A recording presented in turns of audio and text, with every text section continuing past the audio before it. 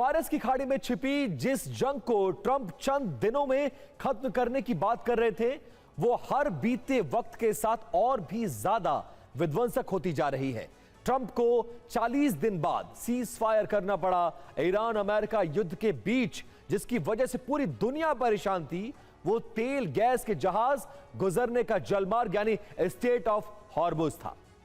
Cease fire की अहम वजह थी हॉर्मुज स्टेट पर ईरान का कंट्रोल। हॉर्मुज 2 वे शिपिंग लेन है। यह दुनिया का सबसे अहम तेल और गैस का रूट है जो फारस की खाड़ी को ओमान की खाड़ी से जोड़ता है। इस खाड़ी देशों की इसे लाइफलाइन भी कहा जाता है। यह 2 मील चौड़ी अलग अलग इनबाउंड आने वाली और आउटबाउंड यानी जाने वाली शिपिंग लेन से होकर गुजरता है। बीच में 2 किलोमीटर का बफर जोन है। यह बफर जोन मुख्य रूप से ईरानी वाटर में मौजूद है और इसे 2 शिपिंग लेनों के बीच में रखा गया है। हॉर्मुज की कुल चौड़ाई करीब 34 किलोमीटर है। चौड़ाई 167 किलोमीटर और गहराई करीब 200 मीटर।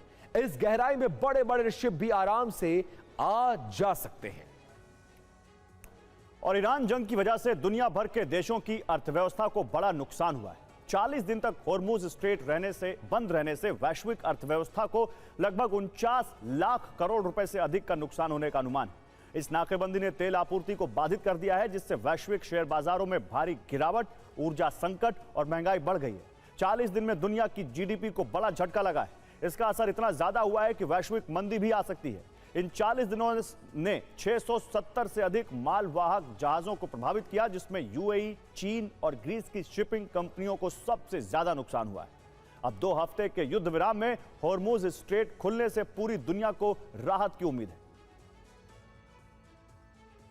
और ट्रंप ने हॉर्मुज खुलवाने के लिए ईरान का पाषाण युग में ढकेलने की बीती शाम धमकी दी थी, लेकिन जब हॉर्मुज खोलने पर बात आई तो यह टोल नाका बनकर खुला। हॉर्मुज को दुनिया के एनर्जी सेक्टर का चोक पॉइंट कहा जा सकता है। हॉर्मुज से दुनिया का 20% क्रूड ऑयल सप्लाई होता है। हॉर्मुज के बंद होने से प्रतिदिन 2 करोड़ बैरल से अधिक तेल की आपूर्ति रुक गई, जिससे तेल की कीमतों में भारी बढ़ोतरी हुई। आपको बता दें कि हॉर्मुज से निकलने वाले क्रूड ऑयल की 85% सप्लाई एशिया के देशों को होती है। भारत जो अपनी जरूरत का 85% क्रूड ऑयल आयात करता है, हमें भी ईंधन की कमी और बढ़ती महंगाई का सामना करना पड़ा। सीजफायर की शर्तों में स्टेट ऑफ हॉर्मुज में सुरक्षित आवागमन के लिए एक विशेष प्रोटोकॉल बनाने की बात कही गई है। समझौते के तहत ईरान की नियंत्रण भूमिका सुनिश्चित की जाएगी, यानी अब ईरान से यहां से गुजरने वाले जहाजों से ईरान टोल की वसूली करेगा। युद्ध के दौरान उसे सेफ पैसेज के लिए टोल वसूला जाएगा। और आप समझ लीजिए कि यह वो चोक पॉइंट था जिसने दुनिया भर पर इंपैक्ट डाला। आखिरकार 40 दिन बाद इसका खुलने का रास्ता खुला, लेकिन ईरान ने यह शर्त रख दी कि हम अपने डिस्ट्रक्शन की खर्चे वापस पाने के लिए यहां पर टोल लगाएंगे। और हॉर्मुज पर टैक्स वसूली हुई तो यह दुनिया पर कंट्रोल से कम नहीं है। हॉर्मुज स्ट्रेट पर ईरान की आर्मी की बेहद ही जटिल घेराबंदी है। बिना उसकी परमिशन के कोई भी शिप यहां से गुजर नहीं सकता। युद्ध से पहले हर दिन 120 जहाज हॉर्मुज से गुजरते थे।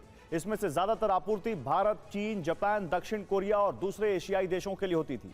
अगर $2 मिलियन प्रति शिप की दर से वसूली की गई तो सालाना आय लगभग 7 लाख करोड़ रुपए होगी।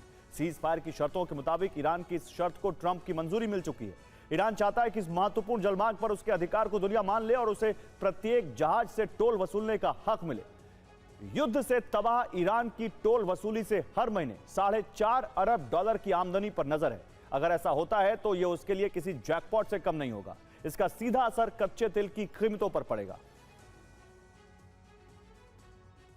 अब देखिए, ईरान चाहता है कि मिडिल ईस्ट से अमेरिका दखल खत्म हो जाए, अमेरिका अपने सभी बेस खाली कर दे। ईरान जानता है कि ऐसा होने पर कभी भी अमेरिका हॉर्मुज स्ट्रेट में उसके लिए चुनौती नहीं बन सकता है। कतर अल उदैद एयरबेस, इसके अलावा बहरीन में नेवल सपोर्ट एक्टिविटी, कुवैत में कैंप आरिफ जान, अल सलेम एयरबेस कैंप और बोहरिंग में मौजूद है, जो कि अमेरिका को खुफिया जानकारी जुटाने में बहुत ज्यादा अहम रोल अदा करता है। यूएई में अल दफरा एयरबेस, अमेरिका इन ठिकानों का उपयोग ईरान को नियंत्रित करने के लिए करता है।